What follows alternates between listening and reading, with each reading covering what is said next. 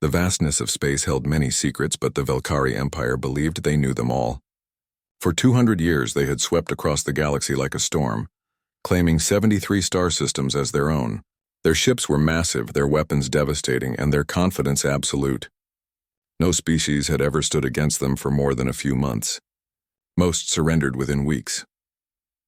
High Commander Thelvrak stood on the bridge of the Eternal Dominion, watching the blue-green planet grow larger on the viewing screen.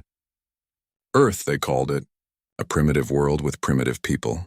His scouts had spent months studying their broadcasts, their technology, their military capabilities. The humans were fractured, always fighting among themselves over trivial matters. They had barely begun exploring their own star system. This would be the easiest conquest yet. The fleet behind him numbered 300 capital ships, each one capable of reducing a city to ash in minutes. Smaller vessels darted between them like silver fish, thousands strong. The sight should have made any intelligent species surrender immediately. But Thelvrax knew that some species needed to see power before they understood it. The humans would learn. Far from Earth, near the ice giant Neptune, Captain Ji-Woo Kim sat in the command chair of Bastion 7. The defense station wasn't much to look at from the outside. It resembled a collection of metal boxes welded together, with weapon platforms jutting out at odd angles. The Velkari scouts had dismissed it as outdated, barely worth noting in their reports. That was exactly what Ji-Woo had hoped they would think. The communications officer turned to him. "Sir, we're receiving a transmission from the approaching fleet." "It's on all frequencies," Ji-Woo nodded. "Put it through." The voice that filled the bridge was deep and resonant, translated by their systems into Korean. "Humans of Earth, this is High Commander Thelvrax of the Velkari Empire.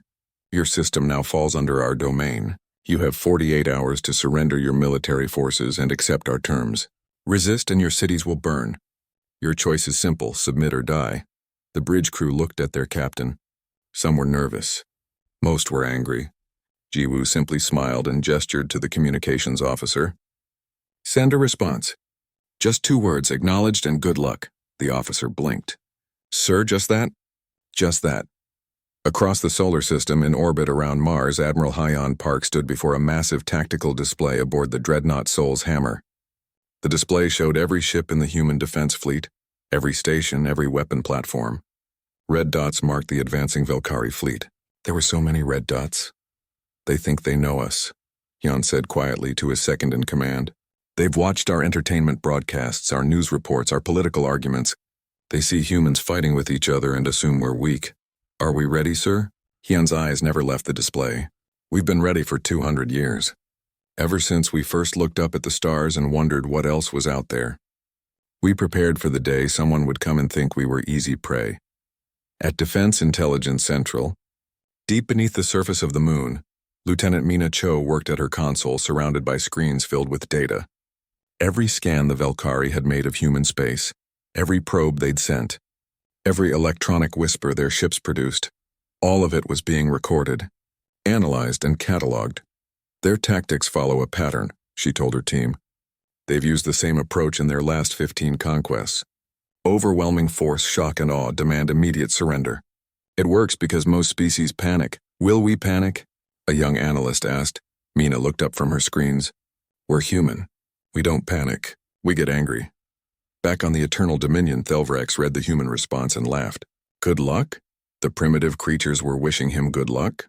His officers joined in the laughter. "This would be entertaining, at least. Send reconnaissance ships forward," he ordered. "I want detailed scans of their defensive positions. Let's see what these humans think will stop us." Velkari scout ships raced ahead, their sensors sweeping across human installations. They found exactly what they expected. Missile platforms that used chemical propulsion, ancient technology. Energy shields powered by fusion reactors, adequate but nothing impressive. Ships of various designs as if humans couldn't decide on a single effective model. The scouts reported back. Human defenses were decades behind Velkari technology. Victory was certain. What the scouts didn't notice was that their every movement was being tracked.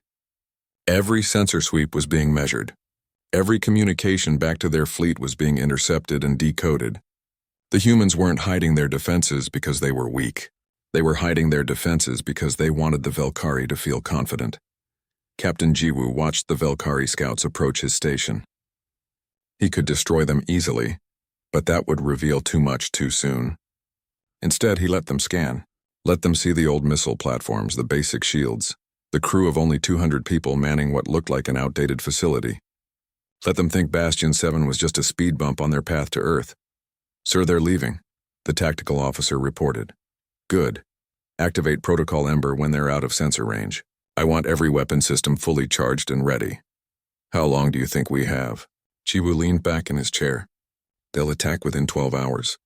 They won't wait the full 48. They think we're weak and they're eager to prove it." He was right. 10 hours later, alarms blared across Bastion 7.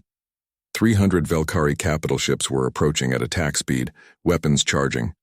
The massive fleet looked like a wall of metal and death bearing down on the tiny station. Admiral Hyon received the alert and immediately ordered all inner-fleet ships to battle stations. "They're going for Bastion 7 first. They think they'll sweep it aside as a demonstration. Let them try." On Earth, billions of people watched the news feeds. The alien fleet had been detected. War was coming, but there was no panic in the streets, no mass evacuations. Instead, people went to their jobs. Factories increased production. Volunteers lined up at recruitment centers. Humanity had been divided by many things over the centuries, but nothing united them like an external threat. High Commander Thelvrax smiled as his fleet closed on the small human station. "Fire when in range. Destroy it completely. Let the humans watch and understand what resistance brings them." On Bastion 7, Captain Jiwoo Kim stood and straightened his uniform. His crew looked at him, waiting for orders. The Valkyrie fleet was minutes away. 300 massive warships against one station. "All hands," Jiwoo said calmly into the ship-wide communications. "This is what we trained for. This is why we're here. We are the first line. We are the warning they should have heeded. Show them what it means to threaten Earth." The crew responded as one. "Understood, sir." Jiwoo looked at the approaching fleet on his screen. The Valkyrie thought this would be easy. They thought humans would break and run. They were about to learn their first lesson about humanity. Sometimes the prey has teeth. The Valkyrie fleet opened fire first. Energy beams cut through space, bright enough to blind. Missiles streaked forward in swarms of 1,000. Plasma cannons charged and released their deadly payload, all of it aimed at one small station near Neptune. High Commander Thelvrax expected to see Bastion 7 explode within seconds. Instead, something else happened. The station's shields flared to life, but they weren't the simple barriers the scouts had detected. These shields rippled and flexed, redirecting energy weapons away from the station's hull. Missiles impacted them and detonated harmlessly. The plasma simply dispersed across the shield's surface like water on glass. "Interesting," Thelvrax muttered. "They have better defenses than we thought. No matter. Increase firepower." Captain Jiwoo watched his screens as the Valkyrie bombardment intensified. The shields were holding, but he knew they wouldn't last forever. That was fine. He didn't need them to last forever. He just needed them to last long enough. "Weapons," he called out. "You may fire when ready." "Yes, sir." The missile platforms that the Valkyrie had dismissed as primitive suddenly came alive. Hatches opened across Bastion 7's hull. What emerged weren't the chemical rockets the scouts had detected. These were sleek, dark weapons that seemed to drink in the light around them. They launched in complete silence, accelerating impossibly fast. On the Eternal Dominion, an officer shouted a warning. "Incoming missiles!" "Vector analysis shows, sir, they're adjusting course mid-flight. They're predicting our evasive maneuvers." Thelvrax's confidence flickered. "How is that possible?" "Activate point defense systems." The Valkyrie ships opened fire with their defensive weapons, trying to shoot down the incoming missiles. Some were destroyed. Most were not. The human missiles twisted and weaved through defensive fire like living things. When they hit hard. The first Valkyrie destroyer simply ceased to exist. The missile had struck its reactor directly. The second destroyer broke in half, atmosphere venting into space. The third, fourth, and fifth suffered similar fates. Within 2 minutes, 60 Valkyrie destroyers were either destroyed or crippled beyond repair. "What kind of weapons are these?" Thelvrax demanded, his voice rising. No primitive species should have missiles this advanced. The scouts had been certain of Earth's technological level. How had they been so wrong? Lieutenant Mina Cho, watching from the moon, allowed herself a small smile. "They fell for it," she said to her team. "Every scan they made, we showed them exactly what we wanted them to see." Old technology mixed with just enough truth to be believable. The missiles are performing perfectly, another analyst reported. The quantum-locked targeting systems are compensating for all their evasive patterns. Good. Send the data to Admiral Hyon. He'll need it for the next phase. Admiral. Hyun Park had been waiting behind Jupiter's massive magnetic field. The planet's natural electromagnetic interference made his fleet invisible to Velkari sensors. When he received Mina's signal, he gave the order his entire fleet had been waiting for. All ships, activate engines, set course for Neptune, attack formation Delta 7. Let's show these invaders what the inner defense fleet can do. Over 400 human ships emerged from behind Jupiter like ghosts materializing from nothing. They were smaller than Velkari capital ships, but faster, more agile. And they moved with a coordination that shouldn't have been possible across such distances. Thelvrak saw the new threat on his screens and felt something he hadn't experienced in decades. Uncertainty. Where did they come from? Our sensors showed nothing behind Jupiter. Their engine signatures are strange, sir, an officer reported. They don't match anything in our database. And their formation? I've never seen anything like it. The human fleet attacked. But they didn't attack like any military force the Velkari had ever encountered. They didn't use standard flanking maneuvers or conventional tactics. Instead, they seemed to attack randomly, from every direction at once, using moves that looked suicidal but somehow worked. One human ship accelerated directly toward a Velkari battlecruiser at full speed. Then at the last possible moment, spun sideways and released a full weapons barrage at point-blank range. The Velkari ship's shields, designed to stop attacks from a distance, were overwhelmed. The battlecruiser's hull tore open like paper. Another human ship positioned itself between two Velkari vessels and activated some kind of device that pulled both enemy ships toward it, with immense gravitational force. The two Velkari ships collided with each other while the human ship simply slipped away. "They're fighting like madmen," a Velkari officer shouted. Thelvrax wanted to disagree, but he couldn't. The humans weren't following any logical military doctrine. They were improvising, changing tactics from moment to moment. How could you fight an enemy that had no predictable patterns?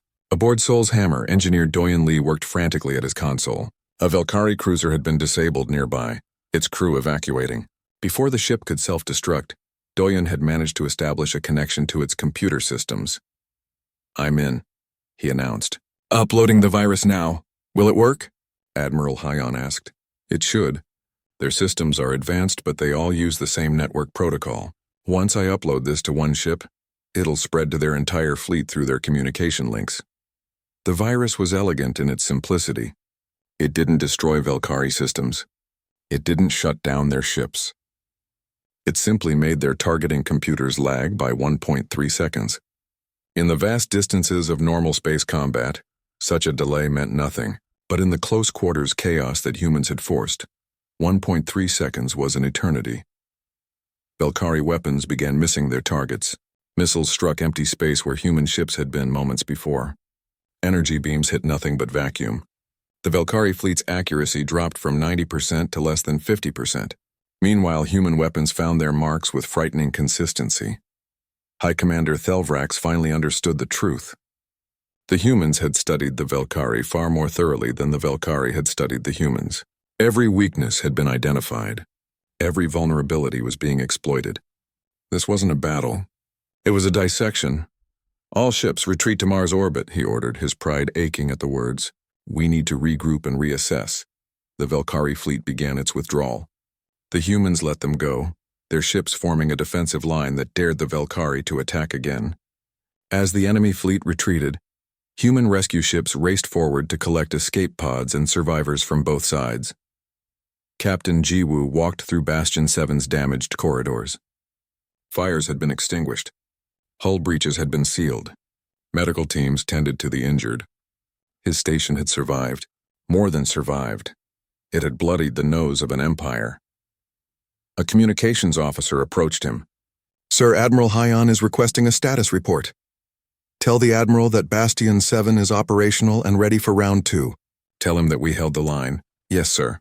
"Also, sir, casualty reports are coming in from across the fleet. We lost 42 ships. Over 2,000 personnel confirmed dead." Jiwoo's expression hardened. 2,000 families would receive terrible news today. 2,000 empty chairs at dinner tables. The cost of victory was never free. Make sure their sacrifice is recorded. Every name, every face, every story. They stood against an empire and they didn't break. On the Eternal Dominion, Thelvrax stared at his own casualty reports. Over 100 ships destroyed or crippled. Thousands of Velkhari warriors dead, and they had barely penetrated the outer solar system. The humans hadn't just fought back. They had won. For the first time in his long military career, Thelvrax felt fear. Not for himself, but for his empire. They had attacked what they thought was a weak, primitive species. Instead, they had kicked a sleeping predator. And now that predator was awake and angry. In orbit around Earth, people watched the news with grim satisfaction. The first battle was over. The alien invaders had retreated. But everyone knew this was just the beginning. The Velkhari Empire would not accept this defeat. They would return with more ships, more weapons, more determination, but so would humanity. Factories worked around the clock building new ships. Volunteers trained for combat. Scientists developed new weapons. Politicians who had argued for decades suddenly agreed on everything. The message was clear and universal. Earth would not fall. Not today, not ever. Admiral Hyon looked at the tactical display showing the Velkhari fleet's position near Mars. They were regrouping, licking their wounds. Good. Let them regroup. Let them plan. Let them bring reinforcements. It wouldn't matter. Humanity had just shown the galaxy something that the Velkhari Empire had never encountered in 200 years of conquest. They had shown them that some species don't surrender. Some species fight back, and some species get stronger the harder you hit them. The first battle was over, but the war had just begun. The news of the Velkhari defeat spread through the Empire like poison. High Commander Thelvrax sent his reports to the Imperial Court, carefully wording his explanation. He described the humans as more advanced than expected, possessing weapons that defied their scout reports.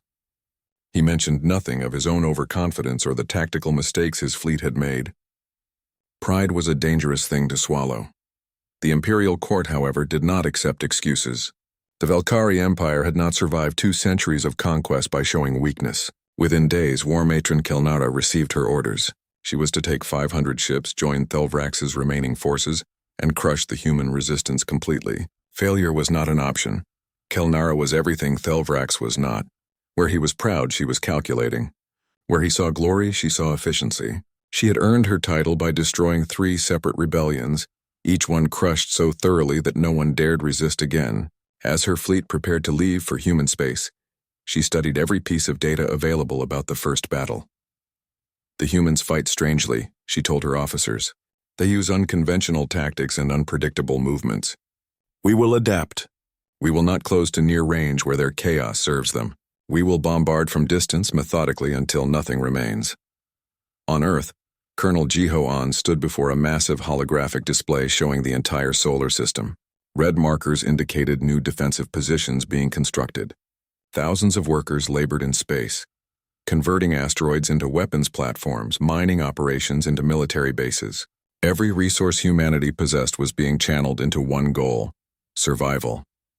We have approximately 3 weeks before they return, Jiho told the assembled military leaders. Intelligence suggests they're bringing reinforcements. We need to assume they'll have at least 800 ships. Can we hold against those numbers? Someone asked. Jiho's expression was grim but determined. We held against 300. We'll hold against 800. We just need to be smarter, faster, and more ruthless than they are.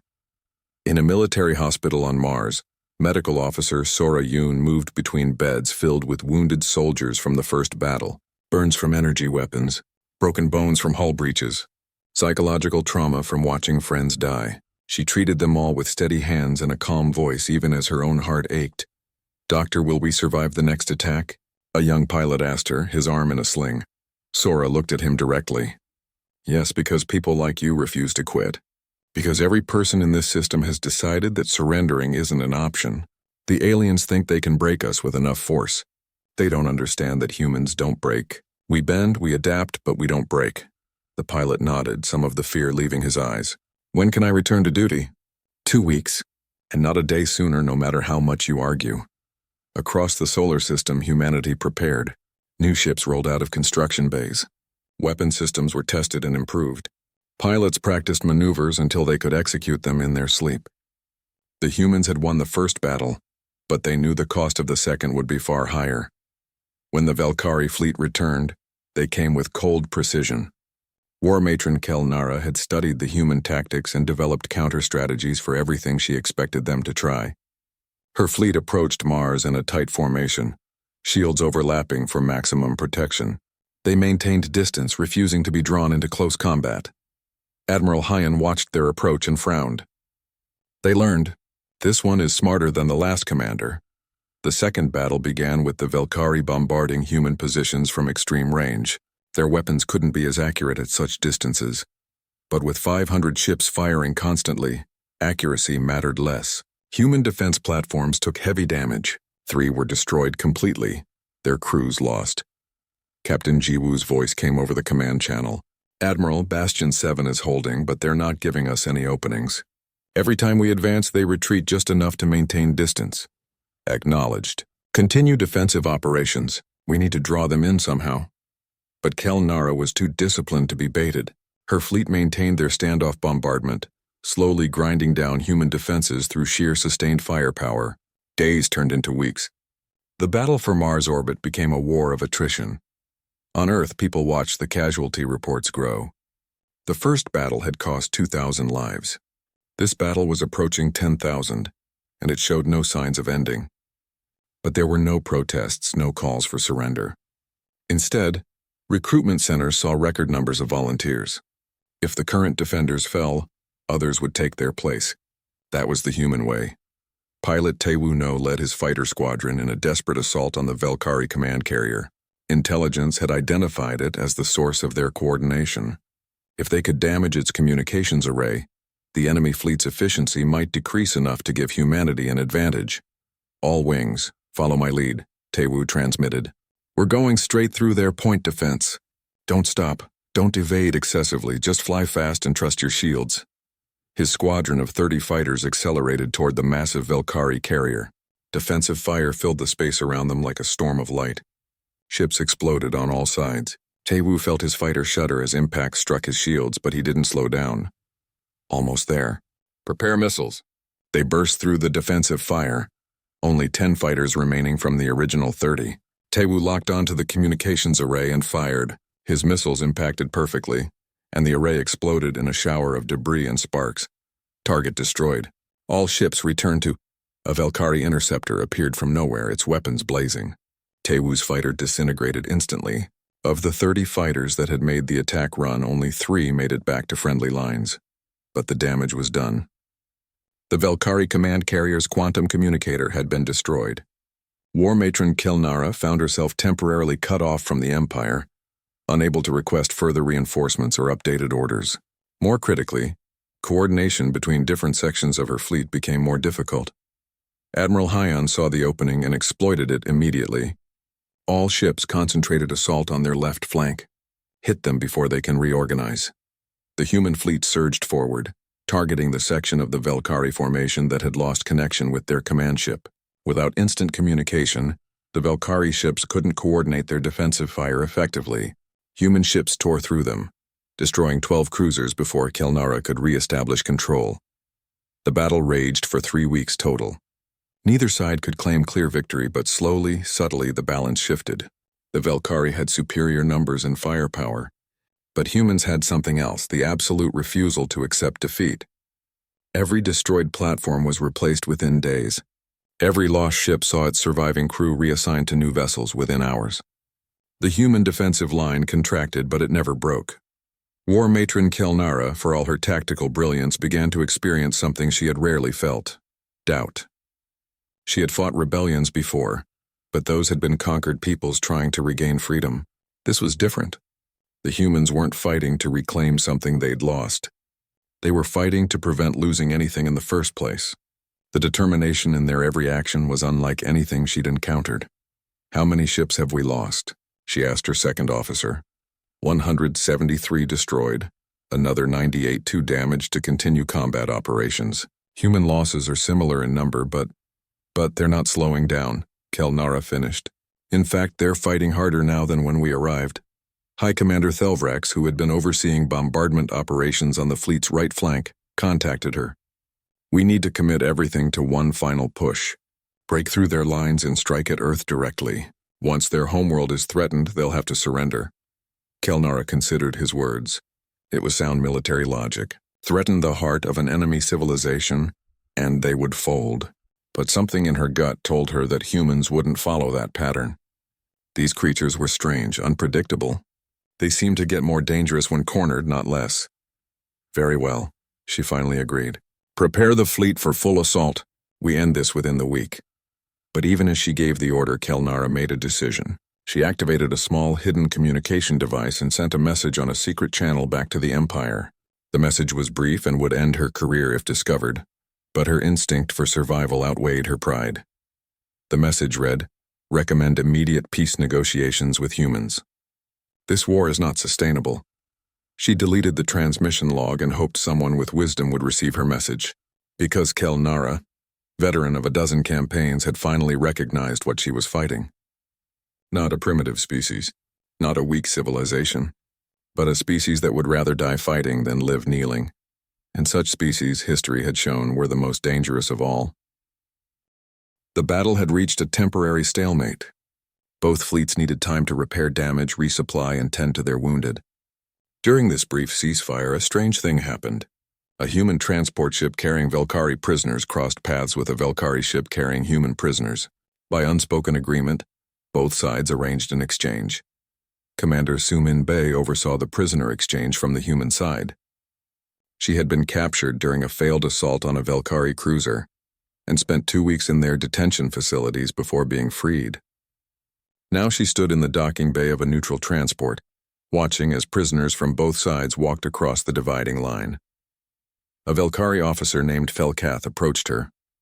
He was tall, with scaled skin that shimmered blue-green under the lights.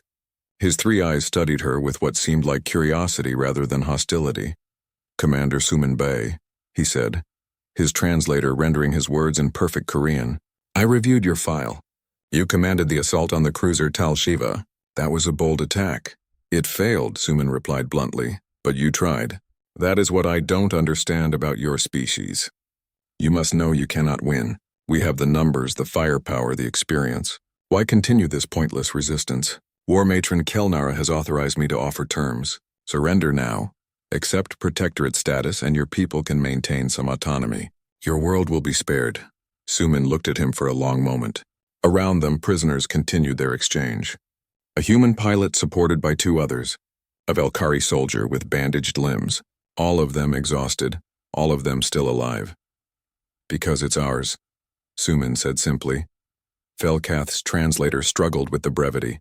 "What is yours?" "Earth, this system. Our future. It's ours. You ask why we fight? That's why. Not because we think we'll win. Not because we enjoy war. But because what you're trying to take belongs to us. And we'd rather die defending it than live knowing we surrendered without giving everything we had." The Velkhari officer seemed genuinely puzzled. "That makes no logical sense. Dead beings own nothing. Survival should be your priority. Survival without freedom isn't survival. It's just existing. Humans don't just exist. We live." Their conversation was being recorded by Communications Officer Yuna Han. She was supposed to be monitoring the exchange for security purposes, but something about this conversation struck her as important. Without authorization, she broadcast it across both fleets on all channels. Thousands of humans heard Sumin's words. Thousands of Velkhari heard them too. The response was immediate and profound. On human ships, exhausted crews found renewed determination. In Velkhari ships, something else happened. Officers began to talk among themselves in ways they never had before. They began to question. Intelligence analyst Min Ho Kwan sat in his office on the moon, reviewing captured Velkhari data that Doyun Lee had extracted from disabled ships. He had been searching for tactical information, fleet movements, weapon specifications, chain of command. What he found instead was far more valuable. "Sir, you need to see this," he called to his supervisor. The data painted a picture of the Velkhari Empire that contradicted everything their propaganda claimed. Yes, they had conquered 73 systems, but those conquests had happened over 200 years, and the rate of expansion had been slowing. The Empire's economy was stagnating. Their technology hadn't advanced significantly in decades. They needed tributaries not because they were strong, but because they were failing. They're desperate, Minho said, his eyes scanning through files. Every system they conquer is required to send resources back to the core worlds. Food, materials, manufactured goods. The Empire can't sustain itself anymore. They need constant external support to prevent collapse, and are you certain of this? The data is clear. The mighty Velkhari Empire is a house of cards. One good push and it falls apart. This information was immediately transmitted to Admiral Hyon. He studied it carefully, then made a decision that would change the course of the war. If they're desperate, then we don't just defend. We attack their desperation. Human ships began targeted raids on Velkhari supply lines throughout the outer solar system. Small, fast vessels, too quick for the Velkhari to catch, harassed every supply convoy, every logistics operation. They didn't need to destroy everything. They just needed to disrupt enough to make the Velkhari campaign unsustainable. Captain Jiwoo led many of these raids personally, his ship darting in and out of combat like a shark. Hit the supply transport, ignore the escorts. We're not here to fight, we're here to starve them. The strategy worked brutally well. Within days, the Velkhari fleet began experiencing supply shortages. Ammunition ran low. Food supplies dwindled. Repair materials became scarce. High Commander Thelvrax, already struggling with low morale, made a desperate decision. He executed 3 of his own ship captains for failing to protect supply routes, hoping fear would inspire better performance. Instead, it destroyed what little confidence his fleet had left. Velkhari soldiers began to wonder if they were fighting for a dying empire. Officers questioned whether victory was even possible. War Matron Kel Nara watched the situation deteriorate and knew that Thelvrax's brutality was making things worse, not better. Then came the revelation that changed everything. Deep space monitoring stations beyond Pluto detected massive fleet movements approaching the solar system. Human fleet movements. Ships from Mars colony were arriving. Vessels from the asteroid belt mining operations. Even experimental craft from the research stations in the outer darkness. They all bore human markings. The Velkhari had been fighting Earth's home defense forces. Now the full weight of humanity's military was coming home. Fleet Admiral Junho Kang commanded the reinforcement fleet from the battleship Eternal Vigilance. He transmitted a message to both the human defenders and the Velkhari invaders. This is Fleet Admiral Kang to all forces. Earth called and her children answered. To my fellow humans, well done holding the line. We'll take it from here. To the Velkhari, you've been fighting Earth's guards. Now you face humanity's warriors. I suggest you reconsider your position. On the Eternal Dominion, Thelvrax stared at the sensor readings showing hundreds of new human ships arriving. His face, already drawn from weeks of grinding battle, went pale. How many colonies do they have? He whispered. Unknown, sir. Our intelligence clearly underestimated their expansion. War Matron Kelnara received the same data and made calculations. Her fleet was already depleted from weeks of combat. Supply lines were disrupted. Morale was low. And now they faced not just the forces that had already beaten them twice, but fresh reinforcements as well. She contacted Thelvrax on a private channel. We need to retreat and regroup. Retreat? Admit defeat to these primitives? They're not primitives, Thelvrax. They never were. We made assumptions based on incomplete data and arrogance. The Empire needs to know what we're really facing here. The Empire needs us to win. The Empire needs us to survive so we can report the truth. We attack now, we die. Every ship, every soldier. Is your pride worth that? Thelvrax said nothing. His pride was worth everything to him, but even he could see the tactical impossibility of their situation. They couldn't win. They could only choose how they would lose. Before he could answer, another message came through. This one was from the Velkhari Empire itself, transmitted on emergency channels. Someone had received War Matron Kelnara's secret message and had convinced the Imperial Court to act. All Velkhari forces in the Sol system, you are hereby authorized to open diplomatic negotiations. Conquest is no longer the objective. Survival is. High Commander Thelvrax stared at the message. His entire career, his reputation, his pride, all of it meant nothing now. The Empire had just admitted what he could not. They had underestimated humanity, and it had cost them everything. On human ships throughout the solar system, crews celebrated cautiously. The Velkhari were opening diplomatic channels. It wasn't surrender, not exactly, but it was close enough. Earth would survive. Admiral Hyan allowed himself a small smile. Send response, we're willing to talk. But they pull back to Mars orbit first, and they leave our system afterward. Will they agree? His second officer asked. They will, because they finally understand what they're fighting. They're not fighting for territory or resources. They're fighting humans defending their home, and that's a fight no empire has ever won. Fleet Admiral Junho Kang's reinforcements arrived like thunder, rolling across the solar system. Ship after ship emerged from the darkness beyond Pluto, their engines burning bright against the black. They came from Mars Colony, where 3 million humans had built cities under protective domes. They came from the Belt, where miners had turned asteroids into homes. They came from research stations scattered throughout the outer system. Humanity had grown larger than the Velkhari ever imagined, and now all of it converged on Earth. The message was clear without words being spoken. The Velkhari had been fighting a fraction of human strength. Now they would face all of it. War Matron Kelnara made the hardest decision of her military career. She ordered her fleet to fall back to Mars orbit as the humans had demanded.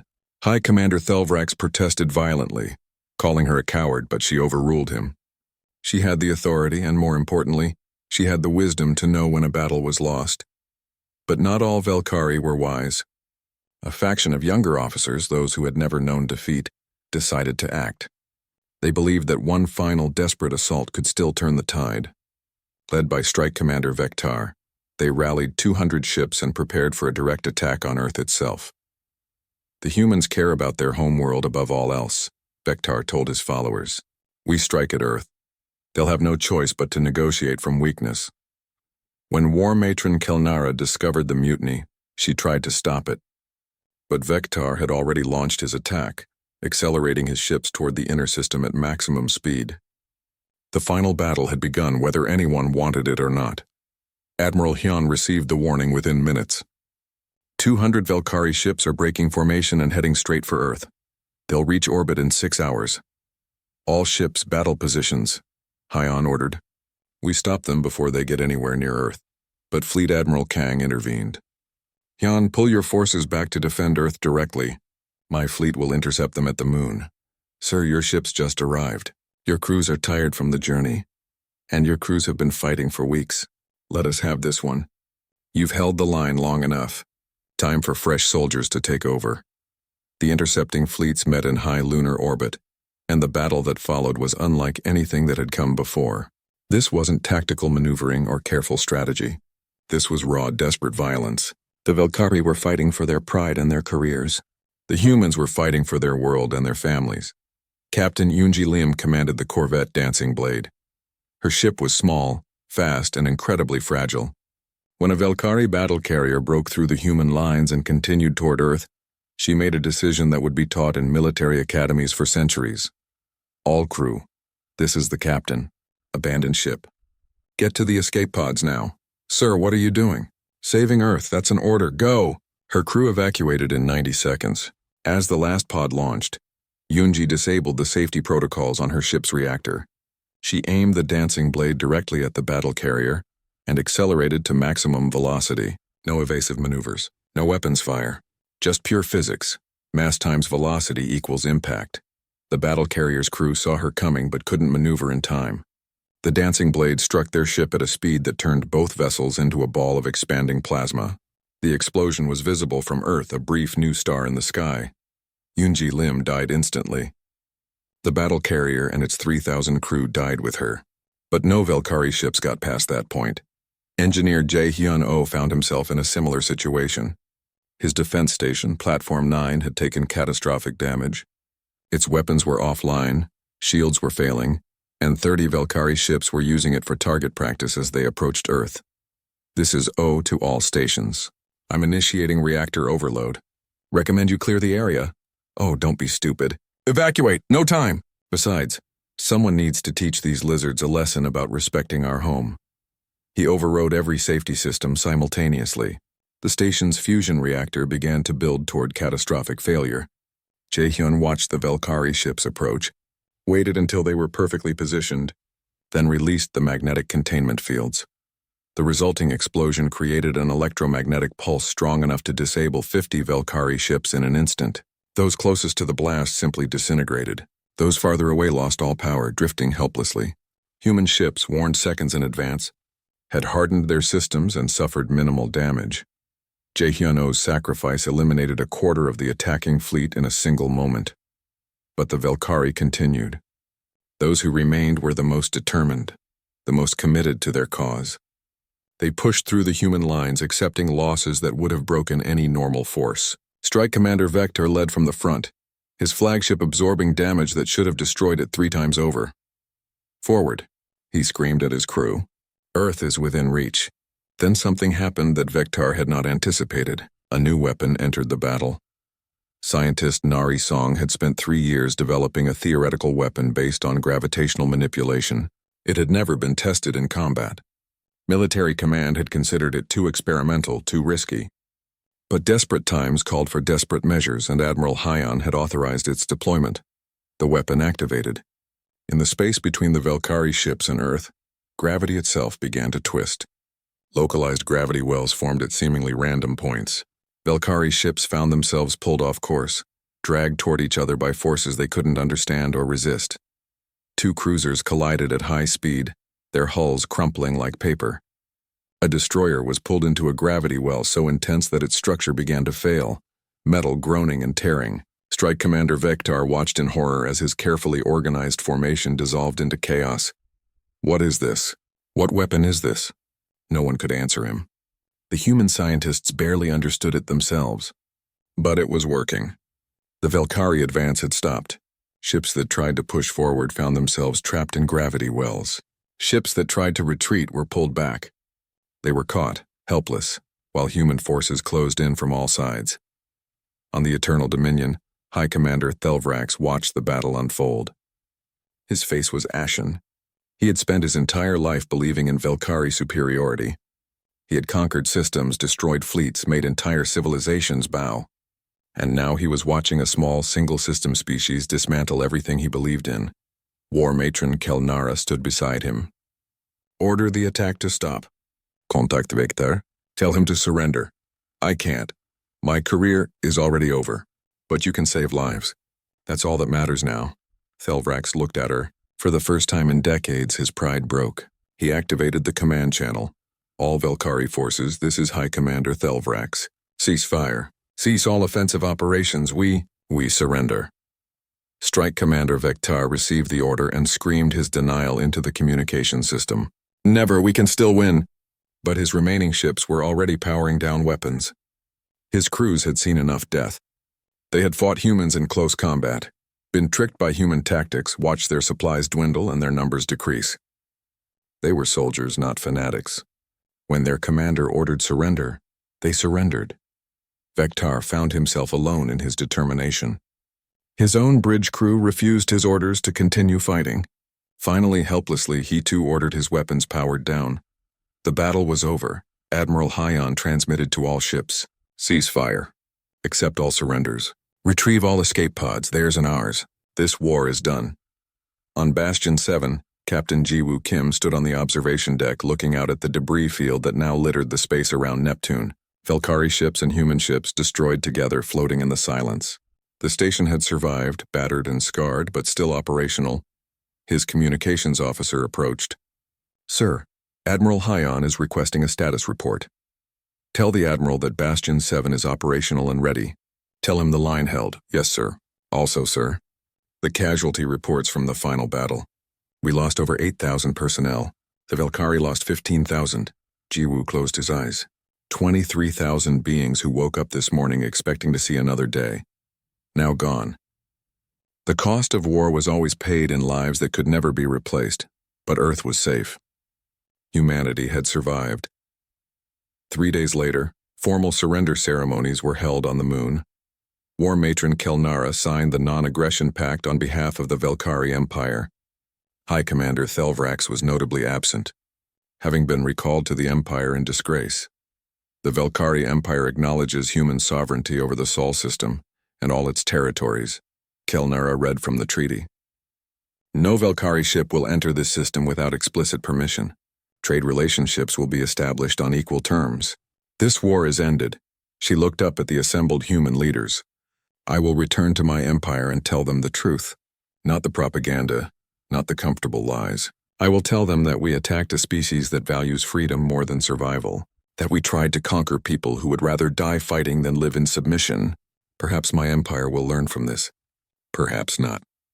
But I have learned Fleet Admiral Kang accepted the treaty. The Sol system welcomes peace.